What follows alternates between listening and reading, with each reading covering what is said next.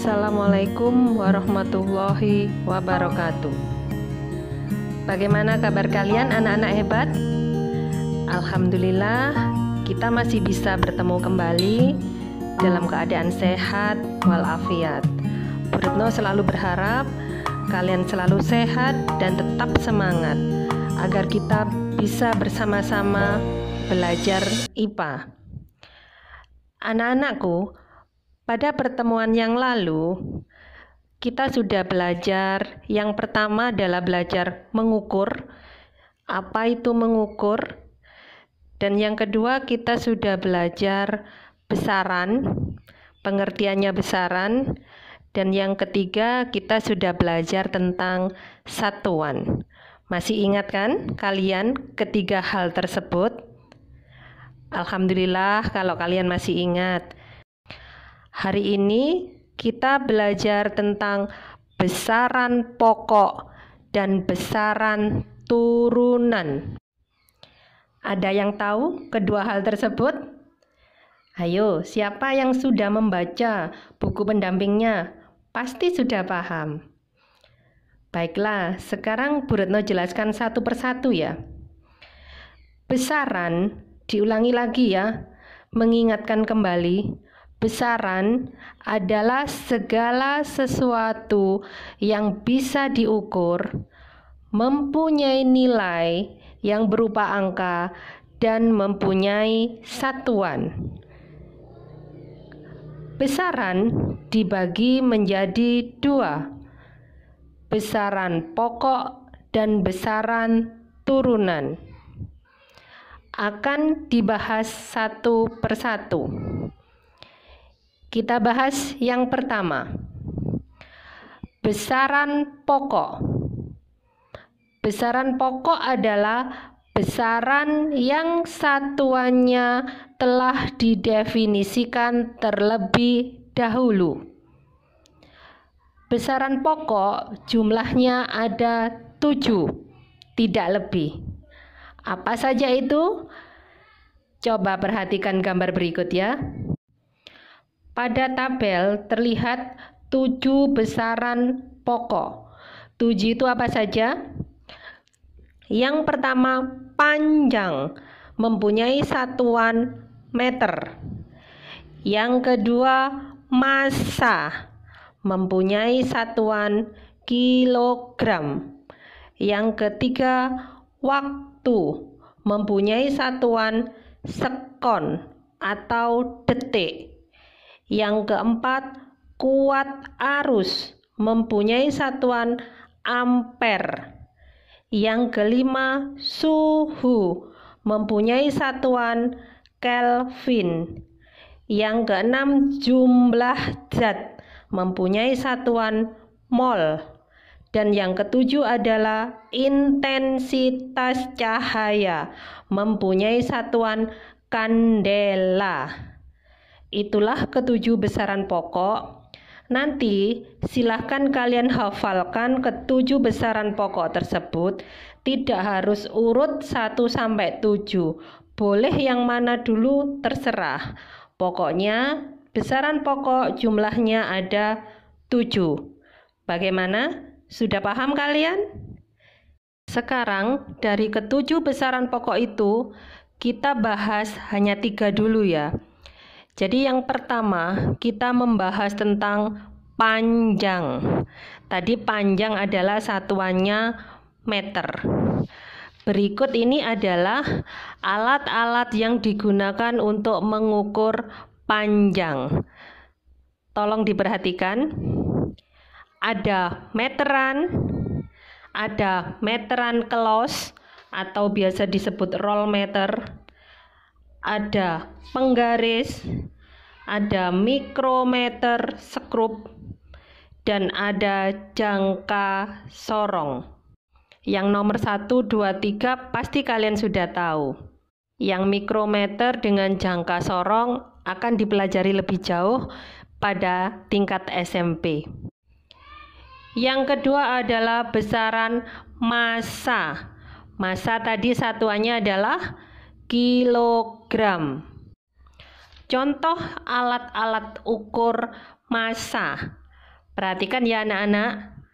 Di situ ada timbangan digital, ada timbangan dacin atau biasa disebut timbangan kodok, kemudian ada timbangan gantung, kemudian ada timbangan duduk, juga ada neraca. Mungkin di gambar di situ tidak ada adalah timbangan badan. Kalian pasti sudah paham kan? Baiklah, sekarang alat ukur waktu. Waktu tadi adalah satuannya sekon atau detik. Alat ukurnya apa saja ya? Coba diperhatikan. Itu ada arloji, kemudian ada stopwatch digital, itu ada stopwatch analog, ada juga jam pasir yang biasa buat mainan, kemudian ada juga jam matahari. Itulah macam-macam alat ukur panjang, masa, dan waktu. Sekarang kita bahas besaran turunan. Besaran turunan adalah besaran yang satuannya diturunkan dari satuan-satuan besaran pokok. Jumlahnya ada banyak sekali. Di luar 7 besaran pokok, semuanya dimasukkan dalam besaran turunan. Contohnya luas, volume, gaya, energi, dan lain sebagainya. Pada pertemuan ini, kita akan membahas 4 besaran turunan. Boleh sambil dibuka buku pendampingnya masing-masing. Yang pertama yang akan kita bahas adalah luas. Benda itu ada 2 anak-anak. Benda yang bentuknya beraturan dengan benda yang bentuknya tidak beraturan. Benda beraturan itu yang bagaimana, Bu? Kalian tahu persegi, persegi panjang, segitiga, jajaran genjang, trapesium, dan lain-lain. Itu merupakan contoh dari benda yang beraturan. Bagaimana untuk mengukur luasnya? Kalian di SD sudah belajar tentunya. Luasnya tinggal dimasukkan pada rumus yang sudah ditentukan. Terus bagaimana dengan bentuk? Untuk mencari luas benda yang bentuknya tidak beraturan, benda tak beraturan contohnya ada bentuk daun. Misalnya selembar kertas yang sudah disobek, atau sehelai mahkotanya bunga, dan lain sebagainya. Bentuknya tidak beraturan karena tidak seperti persegi, tidak seperti lingkaran, juga tidak seperti segitiga. Bagaimana kalian mengukur luasnya? Nanti akan kita bahas selanjutnya ya. Besaran turunan yang kedua yang akan kita bahas adalah volume.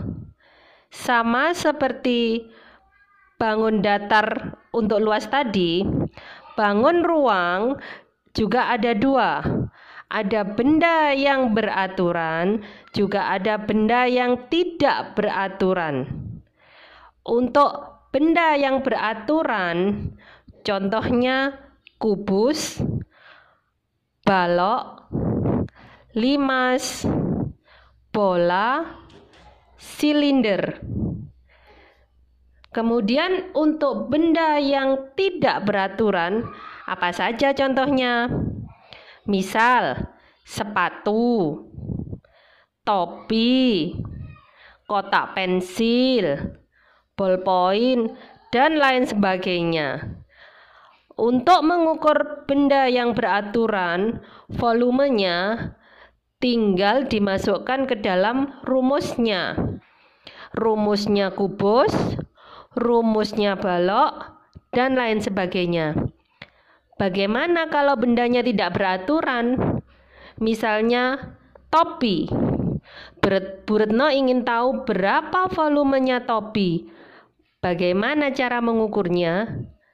Ada yang bisa? Atau nanti akan Bu Retno jelaskan selanjutnya ya. Besaran turunan yang ketiga adalah konsentrasi larutan. Misal ada contoh soal demikian. Edo melarutkan 20 gram gula ke dalam 2 liter air. Berapakah konsentrasi larutan gula yang terbentuk dalam satuan gram per liter?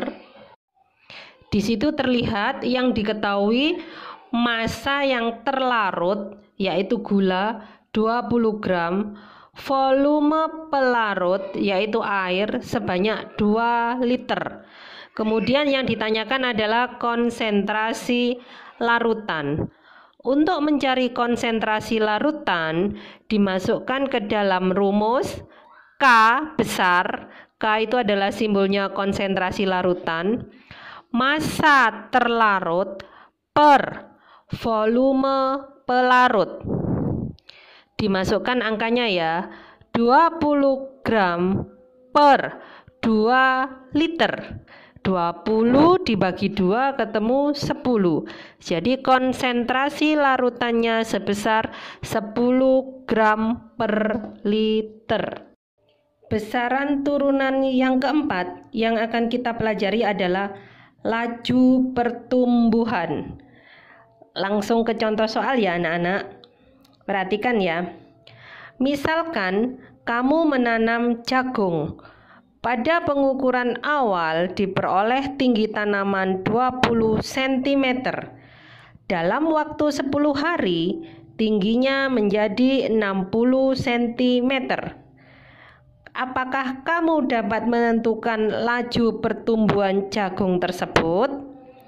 Coba perhatikan ya cara menghitungnya. Dimasukkan ke dalam rumus laju pertumbuhan sama dengan pertambahan tinggi dibagi dengan selang waktu. Angkanya dimasukkan, tinggi akhirnya 60 dikurangi tinggi awalnya 20 cm dibagi 10 hari. 60 dikurangi 20 ketemu 40 cm per 10 hari. Jadi laju pertumbuhannya 4 cm per hari.